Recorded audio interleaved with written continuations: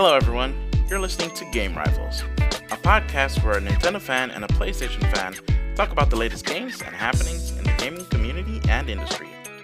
I'm one of your hosts, Maximilian X, and together with Sean Templar, we bring you this bi-weekly podcast about video games.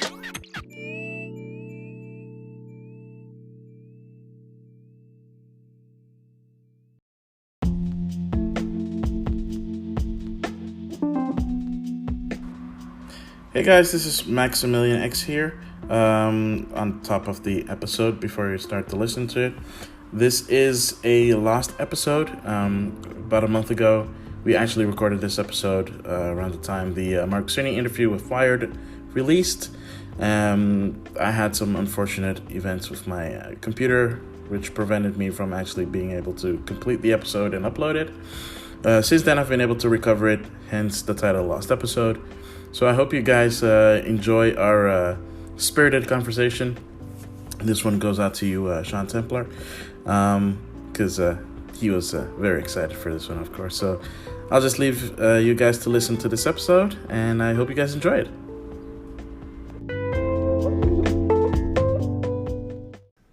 Hey everybody, welcome to this bonus episode of the Game Rivals. I'm one of your hosts, Sean Templar, and I'm sitting here with our other host, Maximilian X. How are you doing, Max? Yeah, I'm good. I'm pretty good. As you just said, this is a bonus episode. We only do these when something big drops, and something big did drop indeed. Would you tell us a bit more about it? Finally, something big dropped. We finally get to talk about some real gaming stuff instead of all that happy-peppy Nintendo stuff. This is some exciting stuff we're going to talk about finally. I'm so happy. It's all the same, dude. Games are games. No. This is the stuff that will wake people up, blow stuff out of the water. This is something people have been waiting for, and I can't wait to tell everybody about it. I know that you've been waiting for it. Yeah. So what's happened is that Wired magazine published an interview they had, and it came out yesterday, with Mark Cerny. Mark Cerny is the system architect for the PlayStation 4 and also for the new PlayStation. And Sony, or Mark Cerny in this case, shared some new details on the new PlayStation. They're not calling it PlayStation 5 or whatever. They're still working on the name. Yeah, I think it'd be better if they call it PlayStation 5. We don't need some wacky-ass name like Vita or something. Anyways, they gave us a rundown of the specs and what to expect. And I think, based on what we've seen, it's I think it's bleeding edge. It's kind of up there within, it's all stuff that hasn't been released yet. So it's not off-the-shelf consumer parts that are available right now. And that's what makes this so interesting. It has a custom Navi AMD GPU. As far as I know, Navi still hasn't been released for consumers yet. AMD is going to release it this year. A little thing for people that are listening right now, it's going to get a little bit techy. So if you're not really into the whole tech stuff, we apologize in advance, but we are going to discuss about this and try and make a bit more sense of it and what everything means. Yeah, we'll maybe be able to tell people what a benefit of all the techie stuff is in the end. Exactly. So custom Navi GPU by AMD, an 8-core Ryzen 3 CPU based on the Zen 2 architecture, which is either Zen 2 or Zen 3. Zen 2, I believe, which is still supposed to come out or has just been released. So it's also pretty new there. Yeah. And then it has a built-in SSD. That's something developers have been screaming for. Sony says that it's faster than anything that's available in PCs right now. So based on that, I think it's probably something integrated, because if it's like a separate chip, I don't think you can get speeds that are faster than anything that's possible right now. Yeah. So that points a lot towards a integrated option, which is super cool, but creates questions around, okay, but what about upgradability for storage, which we can do with a PS4 and a PS3. So, for example, for the SSD part, they showed a demo in which they booted up Spider-Man on PS4 Pro, and they did a fast traveling part, which took about 15 seconds. And then they did the exact same thing on the new PlayStation, and it took 0.8 seconds. I still want to see that. It's an amazing increase in performance. They also said, for example, that in Spider-Man, when you're swinging around in the city, your speed is limited because the game has to load everything in the background while you're swinging. Makes so sense. They limit your speed, otherwise you're swinging past the game and you end up in limbo. And so they showed the same thing on the new PlayStation, and it was so fast that, one, there wasn't a cap on the speed, and second, you could move around so freely and so fast, it almost felt like you're playing the game fast forwarded, like the game is playing in 2 times or 4 times the speed. Yeah, but how were they showing Spider-Man, a game for the PlayStation 4, on this new PlayStation? Yeah, so I think and that's something that's going to play into a lot of games, I think, that we're going to see cross-gen games. There's been speculation around Death Stranding be a cross-gen game. So you mean backwards Last of compatibility? Us being cross-gen. Well, I don't know if it's backwards compatibility, but that's something we saw this gen as well. For example, The Last of Us came out on PS3, and Sony later brought out a version on the PS4 as well, which has 4K graphics and better frame rates and more details. So I think it'll be in that vein. As for backwards compatibility, Sony has confirmed that it's there, so you will be able to play your PS4 games on the new PlayStation. I don't know if there's going to be any performance increasements like we have now with the boost mode on the PS4 Pro, for example. That would be nice. That would be nice. Yeah, I think it's the most logical thing to happen. What else? They mentioned the part about 3D audio. So there's a component in there which will enhance audio in a way we haven't had before. So it's more focused on around immersion. And the cool part is you don't need specific speakers for it. Mark Cerny said that it will all be with the existing speakers, for example, that you have in your TV. And the gold standard they're using to measure this is headphones. So the bar is, it needs to be able to perform like this on headphones, which is kind of cool. So based on what I read, it sounds a lot like Dolby Atmos technology, so that the sound comes from below and above and stuff like that. So I'm assuming that means that if you have, like, for example, I have headphones that support digital 7.1 surround sound. They would work on the PlayStation or the next PlayStation. Yeah, so because it supports Dolby Atmos too.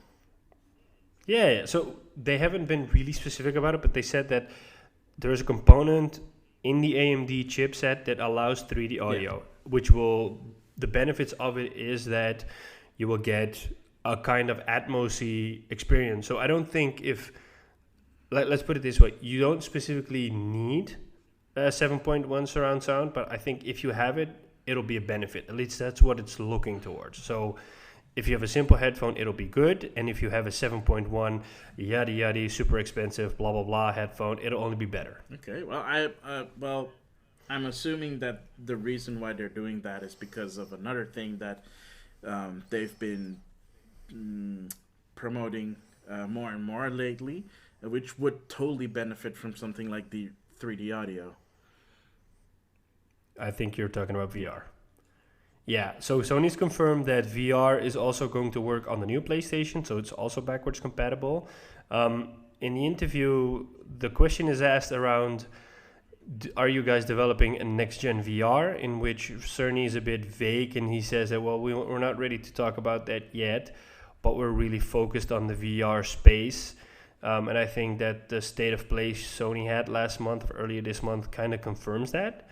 So I think that we're going to see some cool stuff. Yeah, we'll probably see some cool stuff around VR happening. There are some things in there which are kind of, it sounds really cool on paper, but the question is will they be able to execute that in practice? They said that the GPU they're using supports ray tracing, which is cool because that's one of the focus points for NVIDIA. NVIDIA is going all in on ray tracing on PC. So it's cool that the console supports that. But Sony's also said that the next PlayStation, will be able to support 8K resolutions, which is it almost sounds too good to be true, because one, 8K TVs are just starting to come out. It's not in an affordable range, so households are just making the upgrades towards 4K, let alone 8K. So maybe it'll be one of those situations in which it can do 8K checkerboard or something, because I honestly don't think that they'll be able to support 8K and then offer the PlayStation at a reasonable price. I mean, 2K game PCs might be able to support 8K in a reasonable way. How is a console going to do that and still be affordable? True. Yeah. As for pricing, for example, they haven't announced anything specific around pricing, but they have said that it's in line with what people are willing to pay for something like this. So let me just grab the exact quote, so we don't say anything wrong. Cerny said that, "I believe that we will be able to release it at a suggested retail price that will be appealing to gamers in light of its advanced feature set." So if I think about this, I don't think it's going to be $599 because they learned from the PS3 era, but I think it's more in the range of $449, $499. I mean, if they do it at $399, it'll be amazing, because historically Sony has always sold their consoles at a loss, and they don't make money on hardware. They always earn their money through software, like every other console manufacturer does. Because you're just selling the entryway and the what do you call it? You're selling them the ticket, I guess, and the vehicle is the games. Something like that. Yeah. For example, I think that services like Stadia, for example, will be profitable from day one or something, because it's a subscription, so it's more focused on constant revenue instead of inconsistent content, because people pay monthly subscription, so they can get like a steady stream of money through it. There was also some questions regarding cloud gaming. Mark Cerny said that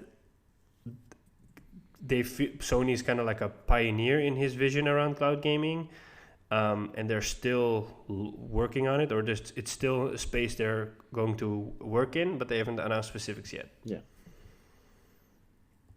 And I believe that's about it from what they've said. There's a lot of speculation on when it's going to launch. Cerny confirmed it's not going to be this year. Told you.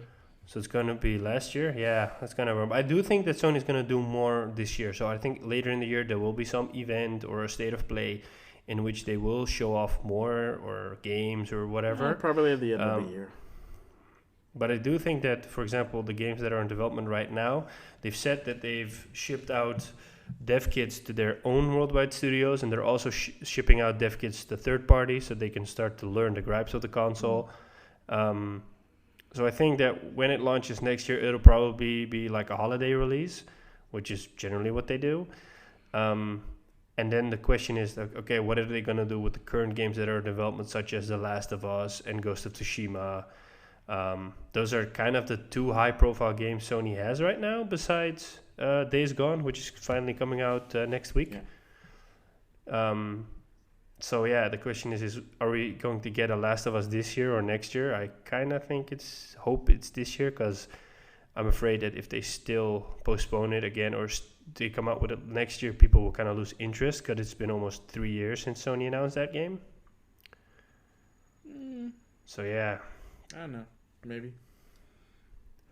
Yeah, I mean, that was it, right? I believe that's it, right? So let's get into it. So the fact that they did this interview is actually kind of big on multiple levels. Of course, it's kind of like dropping a bomb. I mean, well, yeah. I mean, it's more like chucking a grenade into a foxhole, but yeah. it's something. It's a big nuke they dropped. No. A big nuke they drop would be announcing pricing and showing the console itself and actually showing footage. No, this literally. You have to tease people. I believe it's taste or what you used to call it. What was it? Like a taste or what? I don't know what you said. It was 2 episodes ago that you said like teasing people, spicing people. Thing you said. You gotta. And then you made the funny mouth sounds. You gotta spice it up. You gotta get the sauce. You like. Give people a little taste of the sauce. You give them a little bit taste of the sauce, and people get excited. And this is literally that. Just give. What are you going to do next? Are you going to make a pizza? Exactly. It's like so. This is literally them just dropping the dough, and you're trying to figure out what kind of pizza they're gonna make, right? Because the dough is the information, the official information that we know. So. I don't know if this was also a coincidence, but a day or 2 before this interview dropped, some rumors came out about the pricing of the next PlayStation. And the rumors said that they gave us an ominous, well, not ominous, more like a nebulous pricing of $499. There was going to be $499. It wasn't going to be more expensive than, say, buying a Xbox One X, which would make sense because that is still in the realm of possibilities. I think when the PlayStation 4 launched, I don't remember. I'll have to double check it, but it was $399 when the PlayStation 4 launched. Yeah, because that was the whole big jab they made towards Microsoft. Microsoft came in at $499 with the Kinect in the box, and Sony came in at $399. It was that crazy E3 conference, which is still memorable to this day, in which they announced pricing. No, because they announced 2 different versions. You forget, because No. There was one version. There were 2 versions, because there was. We're talking about PS4, right? Because there were 2 versions. There was one that was just regular, like controller, console. You're done. And then they had another one that had the Playroom demo with it. The Playroom demo was shipped on all PlayStations. Yeah, I think you're confusing it with something else because they initially shipped it just with a 500 gig hard drive, 1 controller, and the Playroom demo. Unfortunately, is one of those stupid demos you can't remove from your PlayStation because it's still in there in the menu, and I want to kind of kick it out, but I can't. What does it do again? If you have a VR, if you buy the Sony webcam or the Sony camera, you can use it in conjunction with that. Yeah, see, I'm pretty sure there was some. But it's a separate accessory they sold. Are you sure they didn't sell one with the camera included? Because I feel like they did. I feel like there was a $449 unit that came with the camera. As far as I can remember, it was like just the 1 controller thingy. Because they didn't want to force it down people's throat like Microsoft did with the Kinect. No kidding. Which kind of bit them in the ass in the end, Microsoft. Yeah. Oh, man. That was... They're in a better place right now. And, I mean, they kind of kicked out their Don Matrick, and they gave the keys of the kingdom to Phil Spencer, and he's made a pretty good kingdom out of it. True. Yeah. Yeah. So... $399. I think $499 is an acceptable price because it's what they're aiming at, and I think it's finally within the realm of possibility, is native 4K at 60 frames. I think that is a reasonable expectancy to have. Expectation. Because, for example, the Xbox One X does 4K 60 in some games. Generally, the Microsoft games have 4K 60 FPS, such as Forza, and then it's up to the developers if they want to do that or utilize that power in a different way. So I think the potential is going to be there to do at least 4K 60 FPS out of the box, which is good because that's what we need right now. The other thing is like, okay, but what is... Besides the general power increase, because a power increase is normal, what are we going to get that's going to add more to the experience? They said that it won't be a digital-only platform. A physical disk drive is still in there. That's right. So we don't have to worry about downloading our games. We don't have to worry about DRM stuff, I think, because otherwise it wouldn't be backwards compatible. So that's nice. But besides that, it's pretty vague still. It's up in the air. It's more like the dough is there, and they need to show us the ingredients and make the pizza now. Yeah. So one of the things that you brought up, the whole SSD story is actually kind of troublesome, to be fair, because if they're gonna price it, fairly, and they're touting that the SSD is like this fast and it's custom and blah blah blah. The thing that worries me the most is that right now you have the base PlayStation the base PlayStation 4, the 4 Pro, Xbox One S, and Xbox One X all come in a minimum of either 500 or a terabyte. Unless you buy a special version that specifically comes with 2 terabytes, you're buying a system that has 1 terabyte in it. If they're going to put in an SSD that you can't remove because that's the way they can get it to work the fastest, how big is this thing going to be? Because I can tell you right now, games are not small unless you're called Nintendo and you know how to work around shortcuts. But games are not small. I believe Red Dead Redemption 2 was 100 gigs. Wasn't it? Wait, which one was 150? It was, in the end, it used 100 gigs, I believe, but it used 150 when you installed it because it also needed to unpack stuff and stuff like that. Boy. But I believe the base, in the end, it would only use 100 gigs of your storage capacity. But that's a lot because when I go through my PlayStation hard drive, I have a 1 terabyte SSD in my PS4 Pro. And I have a 2 terabyte external hard drive hooked up to it. So what I do is that the games I play the most often are on the SSD, and the games that I play irregularly are on the hard drive. Yeah. But even though I still clean it up sometimes, because when I just go through the numbers, I'm like, okay, but this is a lot of space that's going. I remember that Battlefield 1 with all the expansions installed was 100 gigs, maybe even more than that. Division 2 is also a lot of space, taking up a lot of space. And with the next gen, it's not going to get better. I think it's going to keep growing and growing. Well, if you want 8K resolutions, but we'll get to that point.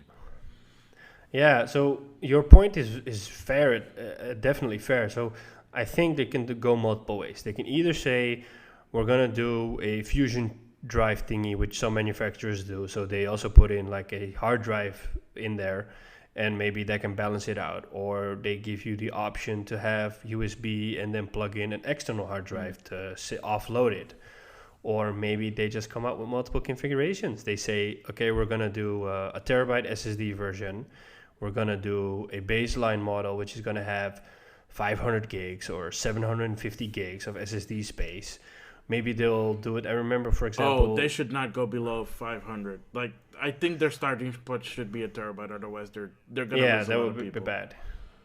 Yeah, I think, for example, with Shadow of War, Middle-earth Shadow of War, there was an option to, for example, download 4K cutscenes, and I believe also 4K textures as an additional download. So maybe they'll do that. They'll say okay, baseline is 4K, and if you want the 8K stuff, you can download it as a separate download to offer.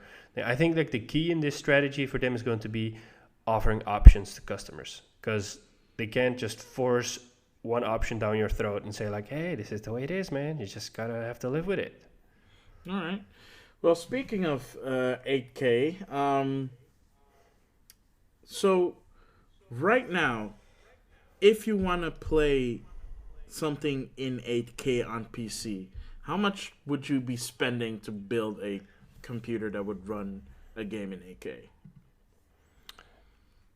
I honestly don't know, but we can have a quick look, because I know that the most expensive GPU out there right now is the 2080 Ti, which is a GPU that costs around between 1,300 and 1,600 euros, which is an insane amount of money for a GPU. A friend of mine has one, And for example, Battlefield 5 is one of the first games that supports ray tracing, and he can't run the game on 4K 60 FPS with ray tracing.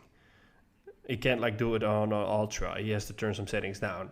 Now, for example, DICE did release a patch in which they optimized ray tracing, but it's still not there to be able to do that. So I think it's going to be like what's possible right now with games on PS4 Pro, that you can choose, okay, do I want 4K or do I want 60 FPS? So like options. But just to spice things off, let's see what it will cost. Little information for our American buddies that are listening to this. Between 13 and 1,600 euros comes to roughly between 15 and $1,800. So you're looking at a computer that's well over $2,000 if you're building that just to play something that's 8K. So for example, here I've seen something that for $3,500 you can buy a game PC that will run 4K in VR. Let's see. 4K in VR. No, it can. I think it can do 4K and also support a NVR in high resolution. Is it Alienware? Because that sounds like an Alienware price. No, this is a custom built PC. But then, for example, it has the i9-9900K, which is a CPU that costs $490, right. and it has one 2080 Ti in it with 11 gigs or 12 gigs of memory on board. I don't think we're there yet that people are starting to do 8K builds, because 8K monitors are like $5,000. I know that Dell sells one for $5,000. I mean, like, the fact that we're not able to find this really quickly by looking on Google says that people aren't even considering it. Okay, so then here comes the big question: do you think that the next PlayStation is going to do 8K natively? Because what I think, it's more of what they did previous generation, where they said, oh, it's an HD box, but almost maybe two handfuls of games actually ran at 1080 on the PlayStation 3 or Xbox 360. And it wasn't until, and even in this generation when they started off, not a lot of games were running natively at 1080p. So I think that it's probably going to be that they support 4K maybe natively. We don't know yet, but let's assume that it supports 4K natively for games, but it upscales to 8K. Kind of what they're doing right now with the PlayStation 4 Pro. So it upscales. Yeah, so I think it's going to be checkerboarding. And if you have for whatever reason, I don't know why this would exist in 2020, but if you have a 8K Blu-ray movie, that you can play those in like full 8K on your next PlayStation. I think it'll probably be like what's happening now with the Pro. It's that it's checkerboarded. Yeah. So we kind of mimic an 8K image. But then again, like, for example, Horizon Zero Dawn does 4K checkerboarding, but it does it in such a good way that it really comes close to native 4K. So some developers will be able to perform some magic and get to a really close 8K signal. But then again, do we really need 8K? I mean, not really. We're just adopting 4K. And Cerny said that they started development on this PlayStation like 4 years ago. So just when the PlayStation 4 came out, or shortly after the PS4 came out, they started development on this PlayStation. So I don't think 8K is like anything we need right now. I mean, I quickly looked up some 8K. Actually, not even 8K TVs here, and the cheapest one was I think a little under 900 euros. Was let's say 850. Are you sure 8K 900 euros? Yeah, let me double check it real quick. That sounds too good to be true, because at CES this year, they announced 8K TVs by the big manufacturers, and it's not that cheap. Let me check it out real quick. Because I did that. I know that LG, for example, announced an 8K OLED TV. And for example, I see an 8K QLED TV from Samsung, which is 3,500 euros. Mm-hmm. I see an LG OLED 8K TV. Oh, sorry, no. Yeah, you're right. Yeah. What I was looking at was like a base, like the cheapest 4K TV you could find. Sorry, that was a reasonable cost. That was like $850 something.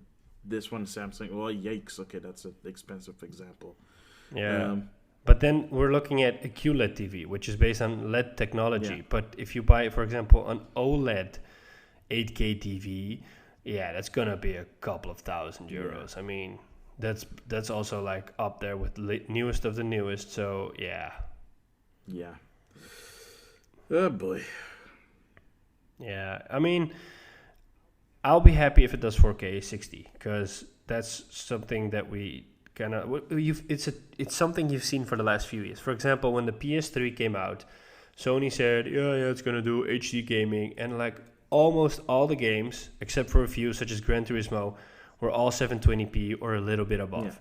This generation, we're seeing games that are finally coming in the range of 1080p. For example, when the Xbox One came out and the PS4 came out, a lot of Xbox One games were running at 900p, and PS4 games were running at 1080p or a little under that. And I mean, that's a generation bump we got. Yeah. So let's hope that when this new console comes out, it'll be able to do 4K 60 FPS at least as a minimum, like that it can do that consistently instead of being like it'll be let's see, it'll be 2100. No, that's 2060p is, I believe, the 4K. It'll do 1988p or some crazy number like that. Yeah, let's make it sure that it's 2060p. You know. Yeah. So at least for the graphics, that's where we landed on, right? So we're not. Yeah. It's not something that they're gonna do native, because there's no way they'd be able to sell it for $499, unless they're willing to just eat the cost and eat it good. Yep, I think the benefit of the benefit of us getting a view on the specs is that it starts to rule certain things out, or starts to eliminate certain rumors, such as there was a rumor floating around that it was going to be a Switch-like device and that you could dock it and you could also take it on the go. I mean, it's probably not going to be something like that. No. Sony's focus has always been on the living room, and I think that with these specs, it's kind of confirming like, hey, our focus is still the living room. That said, I still kind of hope Sony does something with a Vita 2 or a PSP 3 or whatever. I mean, it will be nice, but it's not going to happen probably. Nah. Is there anything else that we could talk about this? I think we covered everything, right? I think so as well, yeah. The question now is okay, what's Microsoft going to do? Because Microsoft's going to do an E3 conference, and I believe they kind of silently confirmed when theirs is going to be. What, you mean when they're going to have the conference? Yeah, like the date and the time. I haven't seen anything about it yet. But here's the thing. On almost the same day, let's say about 12 hours later or so, or 6 hours later, they announced the much rumored digital-only Xbox One X, which they call the Xbox One S, all digital edition. I saw that, yeah. Which is literally an Xbox One S minus the drive, as in the chassis is exactly the same, and when you open it up, there is a big empty hole where the disk drive used to be. And did somebody unbox it already and tear it down? Yeah, it's already been torn down to check. I sent you a video of that, so whenever you have time, check that out. But they just took out the drive and slightly changed the molding of the Xbox One S so that where the drive used to be is not cut out anymore for the drive. And there's just a big hole in there, and it costs $250. That's so nice. It's marked down $50 from the base Xbox One S, which is good. And they in that video that I sent you, they also did a quick Google search on how much a Blu-ray disc drive would cost that they would normally use in an Xbox One, and the the price checks out in that regard. So the fact that it dropped $50 is actually in line with that. So yeah, You would expect the gap to be more because like Microsoft can buy this in bulk and they probably have some discount they can get at one of their suppliers and stuff like yeah, that. sure, but I mean that's also the same reason why they didn't redesign the system, because that was also a rumor that was going around that they were gonna redesign it to be smaller because, well, it doesn't have a disk drive. And then in that same video, they were talking about an Xbox representative that was interviewed about the all digital edition, and he said that, well, they could have done that, but redesigning also cost money. Why would you? Yes, R&D. And R&D. Why would you redesign something when you already have something that is cheap to produce, and even cheaper still if you just remove the one part? So yeah, that actually makes sense and it checks out. I've looked up that Microsoft conference, by the way. They have confirmed it. It's on Sunday, June 9th Cool. at 1 p.m. PDT. So our time, it's 10 in the evening. Yeah, that checks about. That checks. Yeah. Out. On another quick note, Bethesda has confirmed that Starfield and Elder Scrolls 6 will not be shown at E3 this year. Well, that stands to reason. Yeah. Because those two games, I'm still not sure why they decided to announce those two games. Same here. Because we're not going to see. Let's just be clear, we're not going to see Elder Scrolls 6 for at least another 2 or 3 years. And I don't know. And Stargazer, Starfield maybe. Yeah, sorry about that. I don't know why I said Stargazer. That's okay. But Starfield maybe next E3, if that. Who knows? So it's kind of weird that they announced that. Yeah, I don't know. But either way, at least we have the dates, we have the times. Other than that, who knows? I mean, we do know some stuff because, Microsoft has been talking. For example, we know that they too are looking towards a cloud-based solution for their next generation Xbox. But at the same time, they also said that they were bringing out a next generation console. And I'm assuming that that's also going to be disc-based. I think the rumor said yes, it's going to be disc-based, but they might also be working on a separate SKU where there is no disc drive and it all works through the cloud. I don't know. Point is, we know that they're working on something. We don't know a lot about it. We do know that Microsoft is flaunting that they're working on their next generation systems or system. We don't know exactly the details on that yet, but actually we do know that. I think Spencer did say they were working on multiple devices. So what I wonder is, where is Project xCloud, their streaming services? Where is it going to fit in? It's going to fit in. For with example, the next gen. No, but let me put it this way.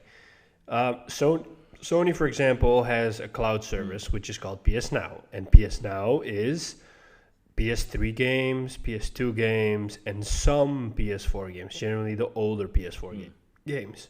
So if you want to be nostalgic and have some backwards compatibility-esque stuff, you can use PS Now.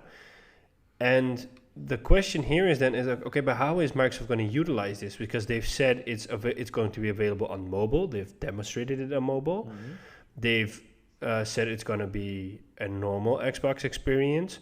So how is it going to fit in? Is it going to be a strategy in which we say, okay, we buy the regular Xbox, which is a disc-based system. So, for example, if I'm a soldier and I'm in Iraq or something like that, because people there also play games, the U.S. Army, um, they'll be able to play their games on disc, for example. And if I live in a country like the Netherlands where my internet speed is sufficient enough, am I going to be able to buy a cheaper streaming box? And is Microsoft going to charge me a subscription so I can just play my games on a monthly base? How is it going to fit into their strategy? Well, they actually kind of sort of revealed that as well when they announced the digital what did I just call it again? The All digital edition, something like that. Jeeps. That is primo naming, by the way, Microsoft. Yeah. They also announced that they're coming with a merger between the Game Pass and Xbox Live Gold for $14.99. So I believe in euros it translates to around 17 euros, something like that. Yeah, about 17, 18 euros. So that's huge. Yeah. And that makes sense for the all digital edition because you don't have a disc, right? You have to have live because the console comes with 3 games: Minecraft, Forza Horizon 3, and Sea of Thieves. And Sea of Thieves requires Xbox Live Gold. Yeah. And the system only comes with 1 month of Xbox Live Gold. So I see that the price for the Xbox Live combined stuff, it was 17 euros and it's going to be 13 a month. And it's going to be out later this year. Really? 13. That is actually not bad. I mean, I guess it translates to the $15, so probably. But that is I'm not gonna lie. That's a competitive price. That is not just competitive pricing. That is very attractive because why spend the money to get Xbox Live Gold and then spend more money for Game Pass when you can just have them be one and the same?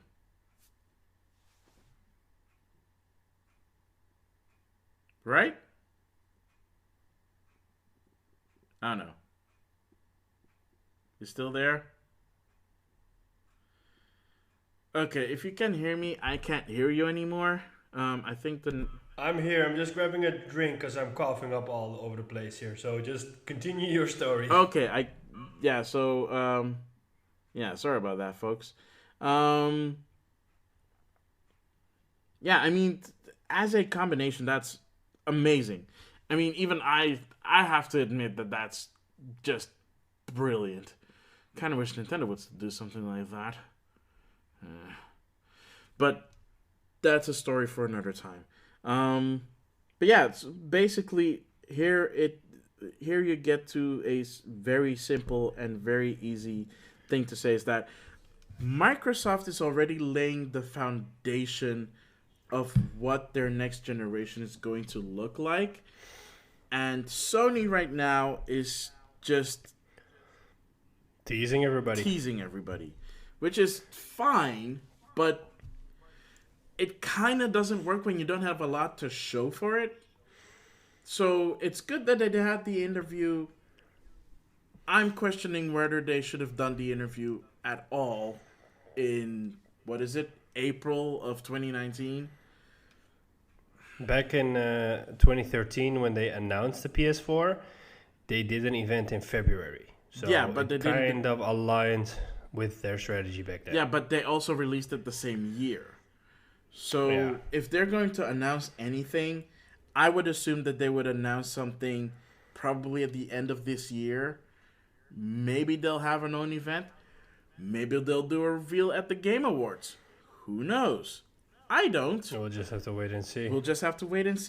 And if they're going to take a page out of Nintendo's book, which would not be the first time they did that, they would be wise enough to bring that system out probably in the first or second quarter of 2020. Because but I think they historically do it in the holiday season. They do historically release it in the holiday season, but my advice to them would be to not do that, because I will. I mean, I'm a big Nintendo nerd, and that's why. And you're probably gonna say, "Oh, that's why you're saying this." But let's be honest here. The fact that the Switch released in March is a huge reason why it sold so well in its first year, because it didn't have to compete with the holiday season sales. It didn't have to compete with anything that Microsoft or Sony were doing at the time. It had the whole second quarter of the year to itself and the rest of the year to build up to the holiday season, which they did. Yeah, Which but they did very well. but if you release something in the holiday season, that gives a sales boost as well because people buy it for Christmas It and people buy it for other it stuff. does, but Generally, people are broke after Christmas. no, yeah, but that's why it also came out in March, not in January. Yeah. I mean, like both have benefits. So, like for example, if you do it in March, March generally from January to June, it's always a bit of a quiet moment in the industry, and then starting in Q3 September, it starts to pick up. Exactly. So definitely, there's an advantage of doing this in the first 3 or 4 months of the year because there's nothing there to compete with. So you have all the momentum. But then again, when you look at it, generally when it comes out, all the games that are generally made for it are almost all cross-gen games. It's just a lot of the games are games that are available on PS3 or Xbox One, which are slightly upgraded in graphics, and it doesn't really harness the true power of the console. So I'd rather have them do it in the holiday season because then we get those games instead of them doing it in March and getting the games that came out 3 months earlier. Yeah, I mean, I guess, but I'm assuming that considering that they're probably gonna focus on games big time, because where else are they gonna get their money from in the first year of the system's launch? If you release it in the holiday season, you can't take advantage of any kind of holiday sales because it's a new system. The only thing that you could possibly take advantage of is the fact that it's backwards compatible, meaning that even if you don't have the money over to buy games for this system, the games that you already own are potentially gonna look better on your new system. I think releasing it in the holiday season and capitalizing on that is a business move because when you bring it out in the holiday season, you can sell at the original price, so you can kind of make up for your losses. Whereas when you launch it in March and the holiday season comes around, it's going to be discounted, so you might lose money there. Nintendo didn't discount it.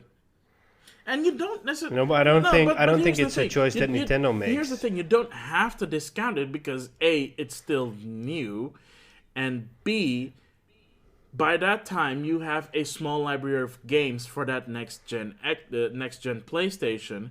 So that means the games that came out in March are eligible or would be eligible to be discounted during, say, Black Friday.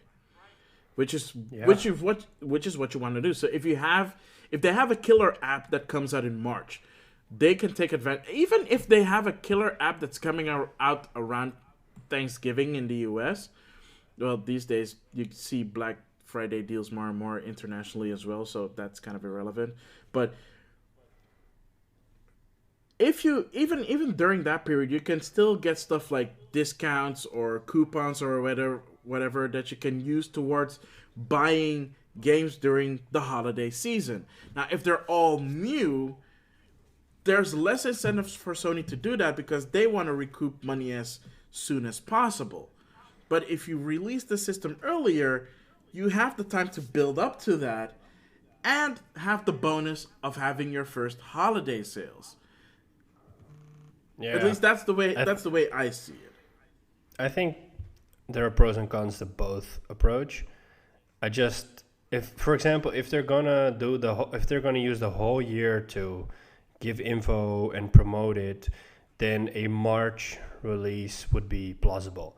But if they do an event this year and they give like really minimal info about it, then the console hasn't built enough momentum to be brought out on March. So it kind of depends on their strategy around, okay, how are we going to release more info around this system?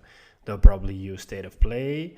Maybe they'll go to Gamescom. Maybe they'll go to Paris Games Show or Games Week. So there's still a few events out there they can go. They'll probably do something around TGS because Sony always does something around TGS.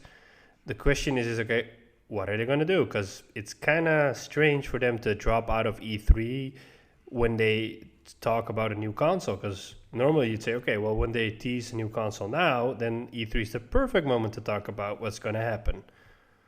True.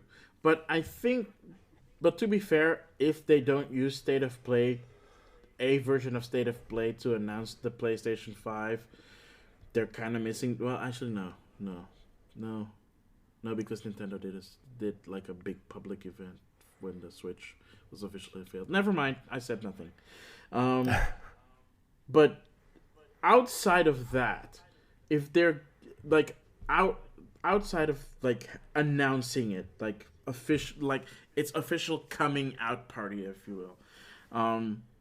If they don't utilize the fact that they have the State of Play after that fact, it's gonna be a lost opportunity. Now, they'll use State of Play, but I think they'll do a big event first, and then they'll kind of keep on teasing with State of Play. I don't think they'll do a State of Play where they say like, okay, this is the PlayStation, this is how it looks, these are all the games, this is the price, bye. I think they'll do some public event where people also maybe get some hands-on time so they can at least get a feel for it, see how it is, and then they'll use State of Play to keep on teasing people or try to fill in the gaps. Yeah. All right. I mean, I guess the only thing I can say here is that only time will tell, and we'll just have to be patient. Definitely. We'll see what happens. I mean, we're still in it's April now, so we still have a couple of months left. Mm-hmm. Who knows what can happen in those couple of months? I almost forgot one more important thing that we actually didn't bring up. And it is? Which is the fact that developers already have the development kits, and they're trying to get even more development kits out there as soon as possible to developers. That's what I said, right? I said that Sony has distributed dev kits to their own worldwide studios, and they're also rolling all the dev kits out to third parties right now, or they've already started that process. It's something Mark Cerny also said in the interview. Oh, good grief. There's so much words in that interview. Yeah. But yeah. It's a really interesting read. So if people want to know more about it, just go to the Wired article and you can find it all. It goes a little bit more in-depth instead of just the quick recaps you can find around. Yeah, definitely. It's a good read, so I would definitely recommend it. Also, not to hate on Wired, but I did find it a bit weird that they went with Wired for this interview and not, say, I don't know, Polygon or IGN. Game Informer. Like, I'm surprised something that's game-focused to begin with. Yeah. Who knows? All right. Do you have anything else to add, Sean Templar? No. I just hope Last of Us comes out this year. Yeah. I think considering that's going to be backwards compatible, there's no reason for them to delay that game. So I'm assuming that's going to come out this year.